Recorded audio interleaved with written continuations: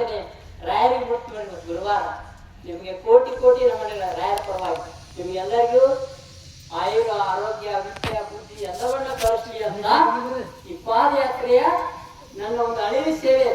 ಯಾಕಂದ್ರೆ ಈ ಸಮಾಜ, ಈ ದೇಶ, ಈ ನಾಡು ನಮಗೆ ಏನು ಕೊಡ್ತೈತಿ ಏನ್ ಬಿಡ್ತೈತಿ ಅಂತ ಪ್ರಶ್ನೆ ಮಾಡೋದಕ್ಕಿಂತ ಈ ಸಮಾಜಕ್ಕಾಗಿ, ಈ ದೇಶಕ್ಕಾಗಿ, ಈ ನಾಡಿಗಾಗಿ, ಈ ಜನತೆಗಾಗಿ ನಾವು ಒಂದಿಷ್ಟು ಏನಾದರೂ ಮಾಡಿ ಹೋಗ್ಬೇಕಲ್ಲ.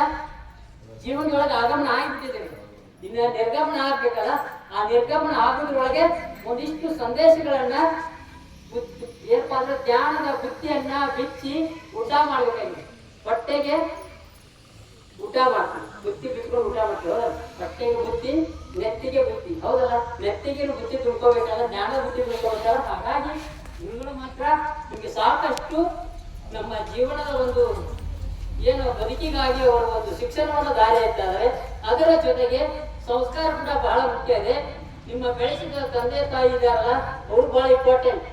ನಿಮಗೆ ಬಾಳಿನ ವಿದ್ಯೆ ಚೇತನವನ್ನು ನೀಡ್ತಕ್ಕಂಥ ಗುರುಗಳು ಕೂಡ ಇಂಪಾರ್ಟೆಂಟ್. ನಿಮ್ಮ ಆರೋಗ್ಯಕ್ಕೆ ಒಳ್ಳೆ ಸೇವನೆ ಬೇಕಲ್ಲ, ಸಸ್ಯಾಹಾರಿಯನ್ನು ಜಾಸ್ತಿ ಉಪಯೋಗ ಮಾಡಬೇಕು.